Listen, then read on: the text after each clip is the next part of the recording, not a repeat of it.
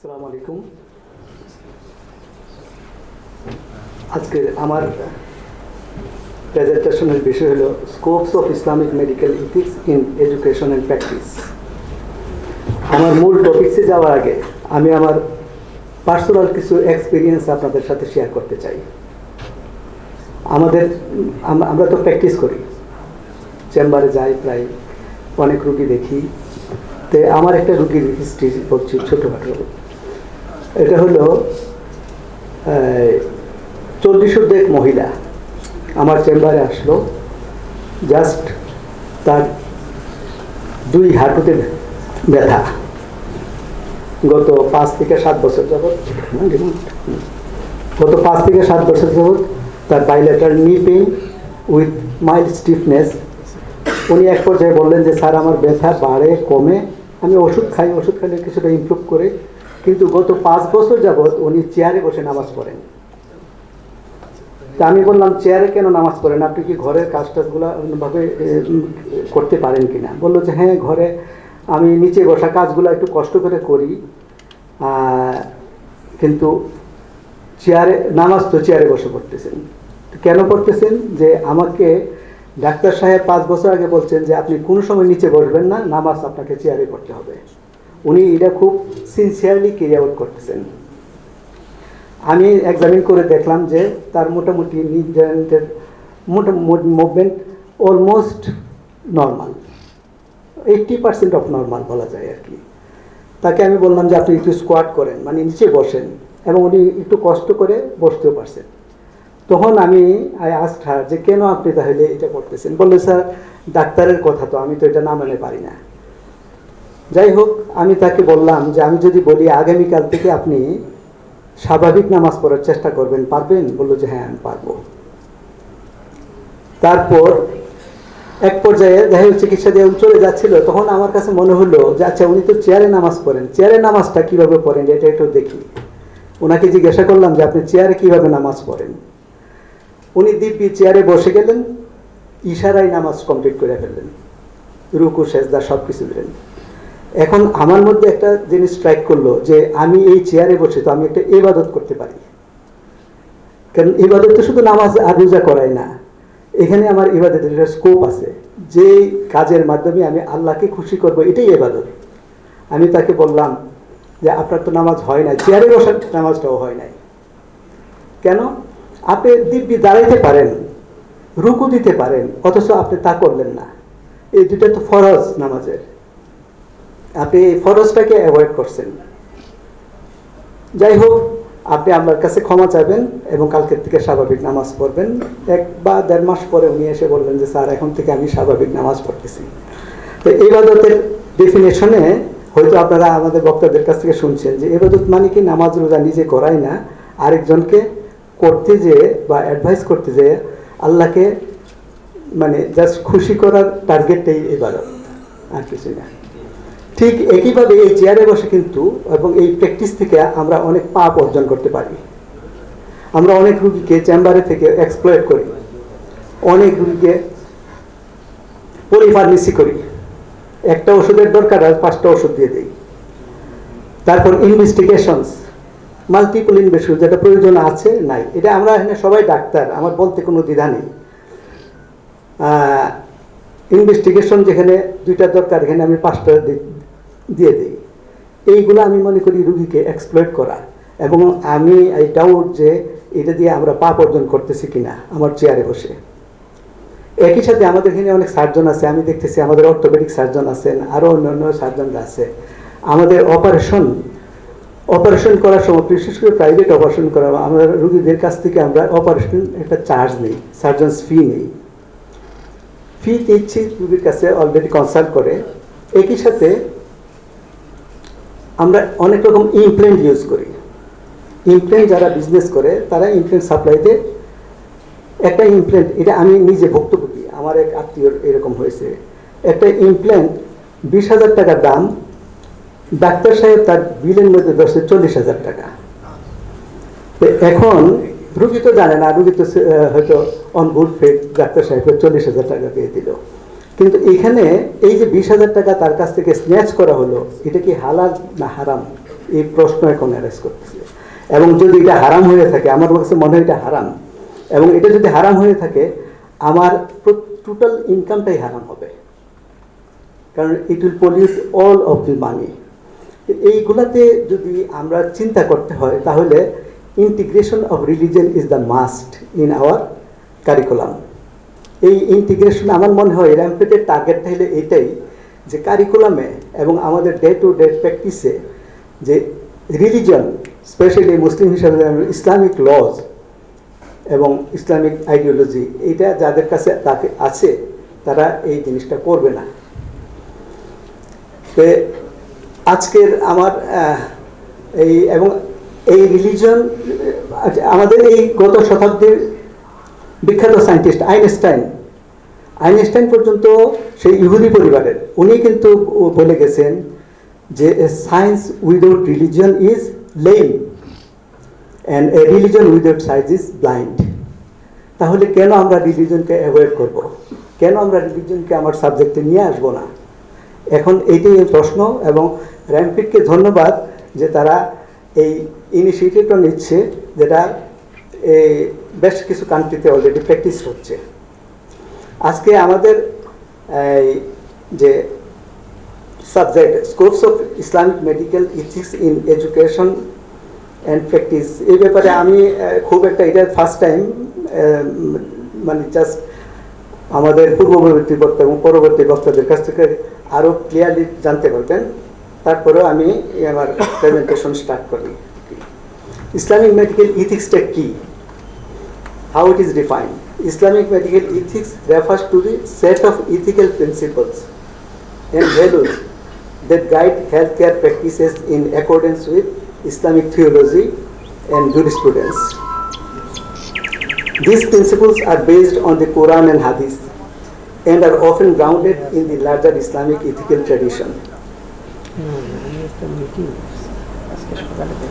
Islamic medical ethics seeks to address ethical questions and challenges that arise in the context of modern medicine and science, while remaining true to Islamic values and principles.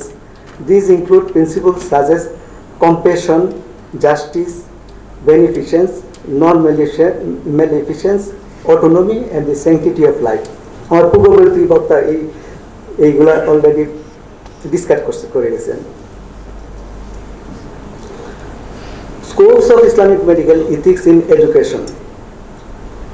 President of Association of American Medical College Jordan Cohen তার এটা বক্তব্য যে cultivate the core values of professionalism in future practitioners, মানে স্টুডেন্টদের থেকে start করতে হবে।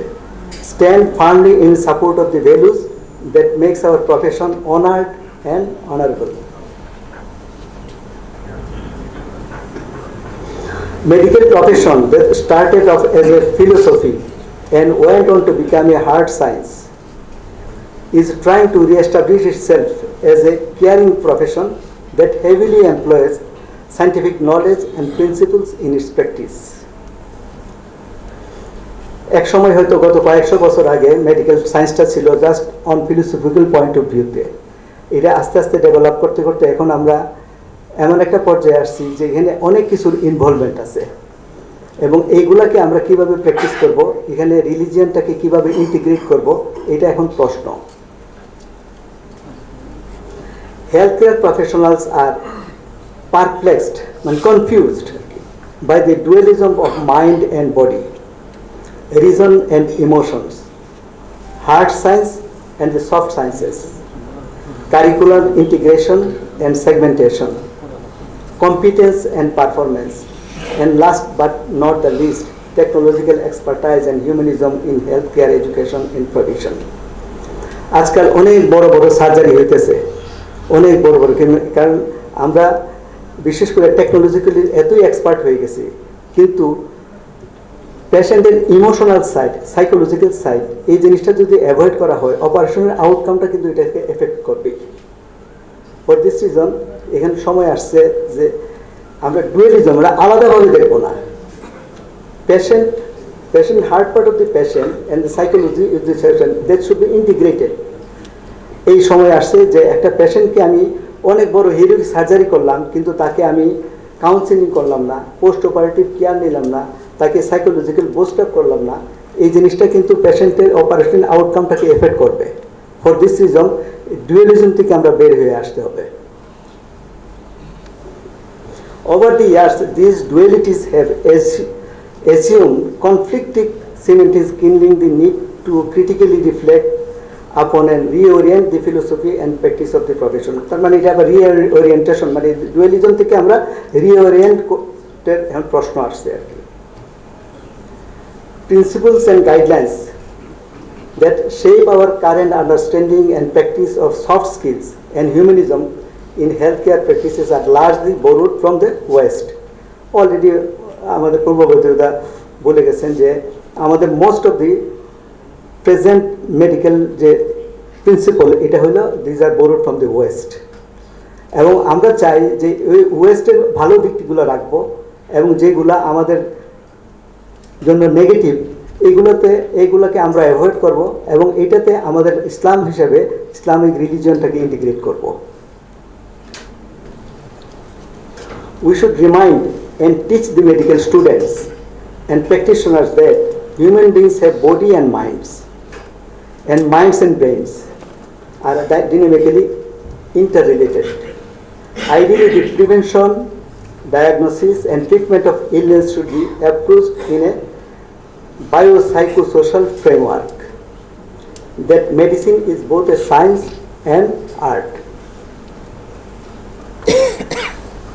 Quotes from Imam Shafi: two categories are indispensable for people, the scholars for their religion and the doctors for their bodies. Another verse: I do not know after the lawful and unlawful more noble than medicine, except that the people of the book have predominated. তার মানে people of the books, তার মানে যারা আমাদের পূর্ববর্তী নবী রাসূলরা যে কিতাব বা যে ভার্ডিক্ট দিয়ে গেছে তার পরেতেই মেডিসিন, সেকেন্ড পজিশনে তারা মেডিসিনের কথা বলতেছেন। Aims of medicine: the aim of medicine is to preserve health, restore it when it is lost, remove ailments or reduce its effects. To reach that goal, it may be essential to accept lesser harm in order to ward off the greater one, and to lose a certain benefit to procure a greater one. এটা তো আমাদের principal, যেটা বড় ক্ষতিকে avoid করার জন্য একটা ছোট ক্ষতি মেনে নিতে হয়, আবার একটা বড় লাভের জন্য ছোট একটা লাভকে আমরা স্যাক্রিফাইস করতে হয়। ইট ইজ দ্য প্রিন্সিপাল, এটা সবার জন্য প্রযোজ্য। The Prophet Muhammad sallallahu alaihi wasallam told his cousin, seek the advice of Al-Harith ibn Qada, the brother of Tahqif, for he is a man who practices medicine. তার মানে ডাক্তারের কাছে যেতে রাসূলুল্লাহ তাগিদ দিয়েছেন তার ভাইকে, তার কাজিনকে। There are more than 16 hadiths in the same tone. There are hundreds of hadiths that he personally seek remedy and ordered his family, relatives and companions to seek remedy. চিকিৎসার জন্য উনি তাগিদ দিয়েছেন, এটা ব্যাপারে তো আমরা অবশ্যই জানি। রাসূলুল্লাহ সাল্লাল্লাহু আলাইহি ওয়াসাল্লাম চিকিৎসা নিতে নিষেধ করেন নাই, তাহলে চিকিৎসা নেওয়া সুন্নত আমি মনে করি। অসুস্থ হলে চিকিৎসা নিতে হবে, চিকিৎসা নেওয়াটা সুন্নত। A secular person may consider medical education and healthcare to be value neutral, without any interference and even relevance to any religion, including Islam. The same may be true with many Muslim professionals. They may believe that religion is a personal matter. এটা এখনো আমাদের মধ্যে অনেকেই আছে যে ধর্ম মসজিদে থাকুক, আপনি এটা বাইরে আনবেন না, অথবা আপনার পার্সোনাল ঘরে থাকবে। Is a personal matter and has no relevance to their professional life. They might consider the practicing certain rituals of Islam like Salah, Siyam, etc. may be enough to fulfill their obligations as Muslim. However, others may believe Ibadah is much beyond that and includes all their actions at personal and community level, including performing their professional duties. Allah says in His Quran, I have not created humans and jinns except for doing my ibadah. আমার যে doctor মারুফ প্রায় বলতেন, doctor মারুফকে হয়তো চেনেন, এটা উনি বলতেন যে স্যার শার্টটা যদি আপনি ডান হাতটা আগে দেন পরার সময়, বাম হাতটা পরবেন, এটা কিন্তু একটা ইবাদত। জুতাটা বা মোজাটা পরার সময় যদি আপনি ওই চিন্তা করেন যে ইসলাম এটা বলছে, এবং ডান পায়ের মোজাটা আগে পরেন, বাম পায়ের মোজাটা পরে পরেন, জুতাটা এভাবে পরেন, ইট ইজ অলসো ইবাদত। সুতরাং ইবাদত মানে ইসলামী ইবাদত মানে প্রতিটা, এই যে বললেন যে বাথরুমে কিভাবে ঢুকবেন আর কিভাবে বের হবেন, প্রতিটা স্টেপে ইবাদত আমরা করতে পারি। This is Islam. If the only purpose of human creation is ibadah, then are we violating Allah's commands by examining patients and even learning medicine? The answer to this has been explained by Muslim scholars that all human actions are considered ibadah, provided these are in accordance with the basic principles of Islam and are done with the ultimate objectives of pleasing Allah. সোজা কথা হইল আল্লাহকে খুশি হোক, আমার এই কাজটাতে আল্লাহ খুশি হবে, সুতরাং আমি এটা করবো। দিস ইজ কল্ড ইবাদা। This also clarifies that ibadah is not limited to its traditional interpretation of certain Islamic rituals, as mentioned above. It applies to all our actions, including practicing and teaching medicine. That is why the term Islamic can be attached to all such institutions of Muslims where they want to achieve the objectives of gaining the pleasure of Allah through their professional work. It is a pattern of shift. Islamic biomedical ethics in education. Islamic bioethics is intimately linked to the ethical teaching of Quran and Hadith. আমাদের মূল basis হলো কোরআন, তারপরে হাদিস। Bioethics derivation is inseparable from the religion itself, which emphasizes continuities between body and mind, material and spiritual needs, between ethics and jurisprudence.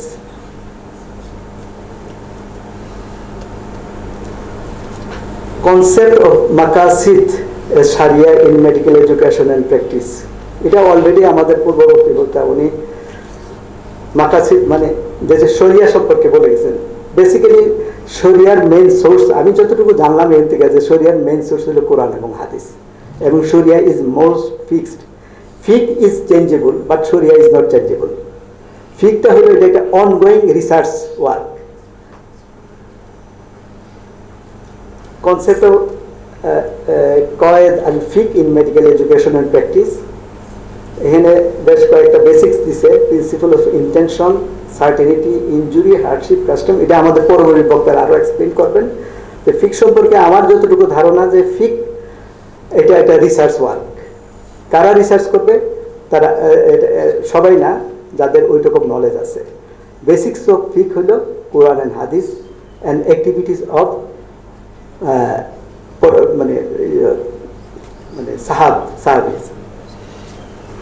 Difference between, এটা একটা shortcut লেখা, difference between Sharia and fiqh.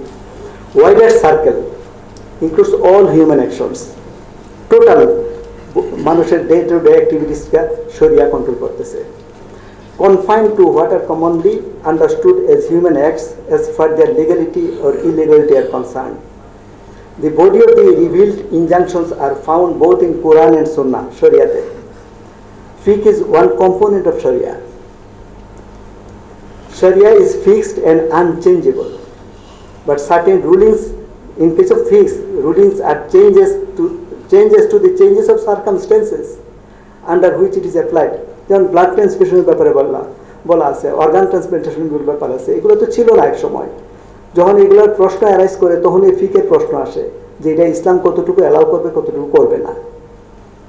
Based on revelation in which the knowledge is found only in Quran and Sunnah, power of reason is stressed. Deduction based upon knowledge are continuously referred to for approval.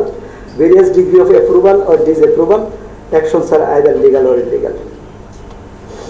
Medical curriculum from Islamic perspective. Course description. The course aims at enabling the students. Actually medical curriculum বলতে তো আমাদের first year student থেকে start হবে। students to build their personal and professional life on the principles of Islamic teaching. They would be able to equip themselves with the knowledge and skills required to face the contemporary challenges. General learning outcome: by the end of this course, the students would be able to develop themselves as ethical, knowledgeable, and practicing Muslim professionals. Number 2, a balanced, integrated, dynamic, and wholesome personality. By the end of this course, the students would be able to develop, apply the knowledge of fundamentals and pillars of Islam in their personal and professional life, gain deeper understandings of the elements and characteristics of Islamic civilization with an aim to contribute positively to its progress and development. Apply their knowledge of the basic teachings of Islam when faced with ethically challenging situations. Gain necessary knowledge and develop appropriate skills to facilitate and assist patients who have issues related to the practice of pillars of Islam due to their illness. Issues of praying while sitting, lying, tayammum and masala and issue. এটা সিচুয়েশনের সময় আমাদেরকে এটা যদি না জানি তাহলে হবে না। এখানে আরেকটা জিনিস মেনশন করা দরকার, আমরা এখানে অলমোস্ট অল আর মুসলিমস, আমাদের নন মুসলিম ডাক্তার আছে, তারা কি করবে? তারা কি ইসলাম স্টাডি করবে? আমি মনে করি তাদেরও বেসিক্স অফ ইসলাম কিছু জানা দরকার। যেমন আমাদের একজন রমজানে একটা ডায়াবেটিক পেশেন্ট আমাদের ললিত মোহন নাগের কাছে গেল যে স্যার আমি রমজানে আমি কিভাবে ইনসুলিন নিব, কি কি ওষুধ খাবে। ললিত অ্যাটলিস্ট ইসলামিক এই ইয়েটা জানা থাকতে হবে যে তাকে কিভাবে আমি, সে তো কিছু খেতে পারবে না, তার ইনসুলিন নিলে তার আবার হাইপোগ্লাইসেমিয়া হয়ে যায় কিনা, হ্যাঁ সে তো অন্য কিছু খেতে পারবে না। অন্য তাদের যে রোজা, যে ফল ফ্রুটস খেতে পারবে, আর আমাদের রোজা তো তাই না, এক না, there is difference. For this reason তার এই ইসলামিক নলেজটা কিছু তুলে থাকতে হবে। Maybe he is non Muslim. Teaching of the Quran and hadith. Course description. This course provides introduction of Holy Quran, relevant basic concepts related to its recitation and fundamental principles, and teaching of Islam through study of selected verses from the Holy Quran and selected Hadith. They will also be able to apply this knowledge of Quran and Hadith in their practical life. এখানে আমাকে বলা হচ্ছে যে আমি একজন মুফাসসির বা কি বলে মুহাদ্দিস হয়ে যাব তা না।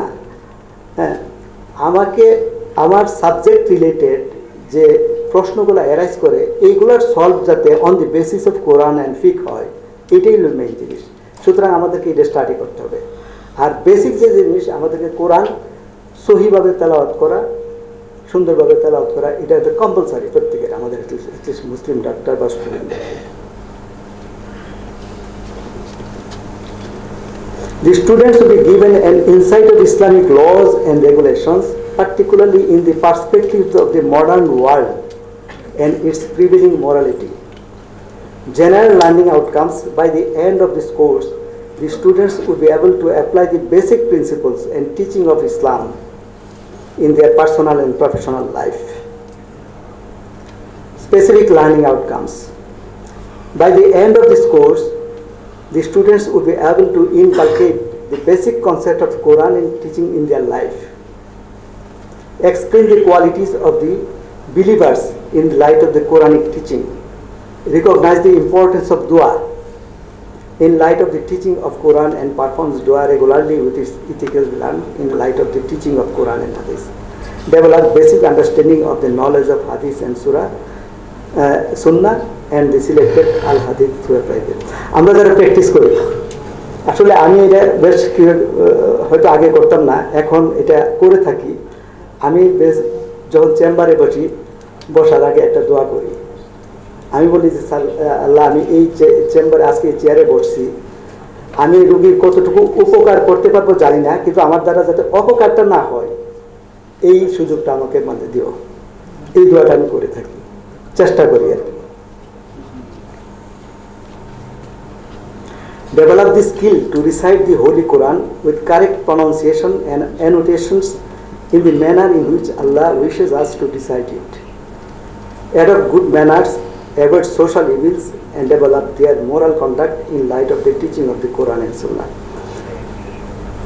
রোগী কিন্তু একটা রোগীর সাইকোলজি কিন্তু অন্যরকম। আমাদের দেশে অনেকে বাইরের থেকে চিকিৎসা করে আসে, রোগ ভালো না হলে ওই ডাক্তারের কিন্তু প্রশংসা সে ছাড়ে না। ভারতে গেছিলাম এমন জায়গায়, ডাক্তারের কি বিহেভিয়ার, কত সময় দিছে আমাকে, রোগ কিন্তু তার ভালো হয় নাই। এই জিনিসটা কিন্তু আমরা বুঝি না। আমরা চাই মানে 1 ঘন্টার মধ্যে 50টা রোগী দেখা, তাহলে তারা আমাদেরকে কি বলবে, ওই জিনিসটা আমাদের একটু খেয়াল করতে হবে আর কি।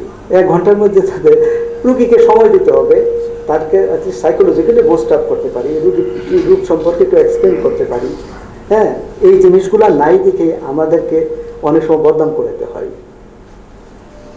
Strive for acquiring the characteristics of মুত্তাকি।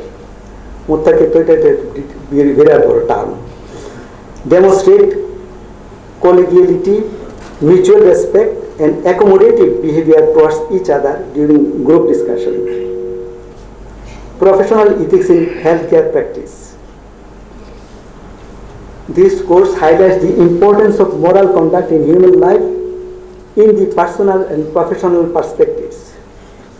It aims to develop students' understanding about historical, social, ethical and professional issues related to the practice of medicine. General learning outcome. By the end of this course, the students would be able to develop themselves as Muslim professionals in the field of healthcare by inculcating ethical values in their professional life and make ethically competent decisions when faced with ethical dilemmas and challenges in their professional practice.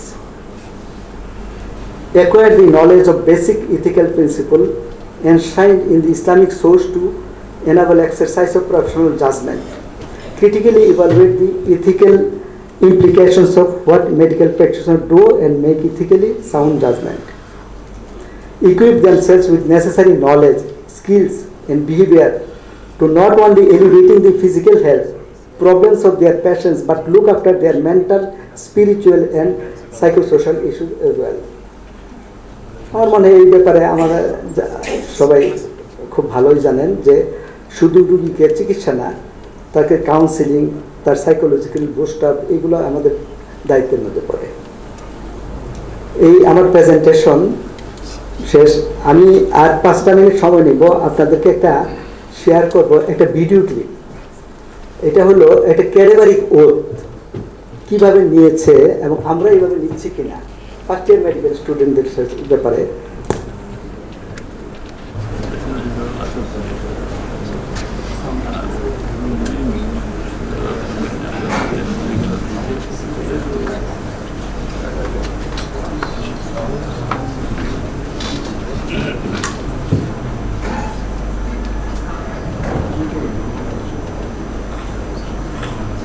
Anyone else who can share the experience? One of you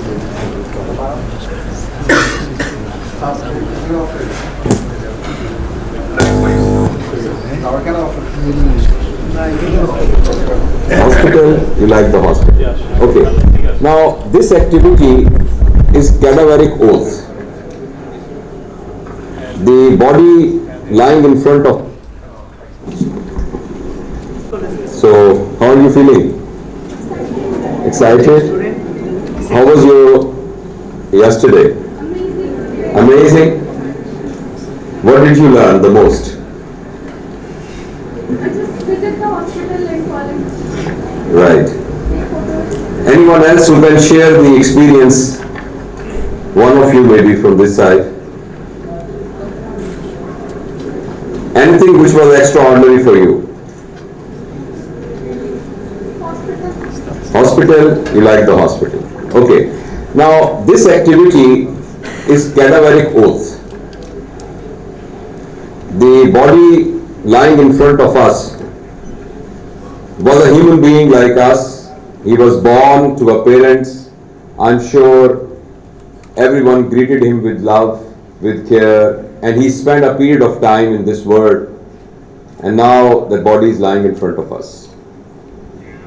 Now this is actually a reminder that all of us are going to leave this world. and only Allah knows when, and only Allah knows how. So this must be in our mind all the time. Now, why this activity is attached in your first week of medical profession is because you have chosen to look after the human beings. And as I've told you yesterday, humans are the best creature of the greatest creator. Allah subhanahu wa ta'ala has maximized the creative abilities in creating human beings. And you are privileged to look after that creature. And as I've told you yesterday, that no painter would like that his painting should be altered. Even a small dot on a painting will hurt a painter. But Allah subhanahu wa ta'ala is going to give you a right ethical attitude and behavior. Looking after a human body is not looking after a motorcycle. A motor mechanic repairs the motorcycle, charges the money, and makes it in a workable condition. This is not comparable with doing an appendix operation. Because if you cannot fix a motorbike and motorbike becomes useless, motorbike does not have a wife which will become widow. A motorbike does not have children which will become orphan. But if due to our negligence, one human life is in danger, it's not only one human life. There will be a lady which will be called widow. There will be children which will be called orphans. There will be parents who will be crying for their son or a daughter forever. This is why our work is very delicate. Our work is very responsible work. And since in your training, this great human body and similar bodies had the privilege that they presented themselves knowingly or unknowingly as your teachers. So we decided that we will take an oath that throughout our life we will respect the dignity of human body. We will respect the honor. We will respect the sacredness of human body. And this day will remind you throughout your life that whenever you are making any decision related to a human body, you will be handling it as a gift from Allah subhanahu wa ta'ala and applying your 100% cognitive, intellectual, emotional and spiritual abilities to look after that human body. So I'm going to read it out and you read it out after. এরপরে তারপর তো ইয়েতে চলে গেছে, তারা ওতে চলে গেছে, ওটা আমি দেখালাম। এখানে আমাদের মেডিকেল কলেজের প্রিন্সিপাল আছে, আমরা কিন্তু ক্যাডাভারিক ভোট নেওয়ার সময় নেওয়া হয় কিনা আমি জানি না। এখানে আমাদের হসপিটালের ডাইরেক্টর আছেন। আমার মনে হয় এই ধরনের একটা lecture definitely that will affect the students. কারণ ফার্স্ট ডে লেকচার আমাদের এক স্যার ছিলেন যে first impression is the best impression. First ইমপ্রেশনটা যদি আপনার হলে এইরকম হয় তাহলে ডেফিনেটলি এটা একটা গাইডলাইন হিসেবে তার পরবর্তী জীবনে কাজ করবে। আমি আর এই বলে আমি শেষ করছি। Thank you for patience hearing. আসসালামু আলাইকুম।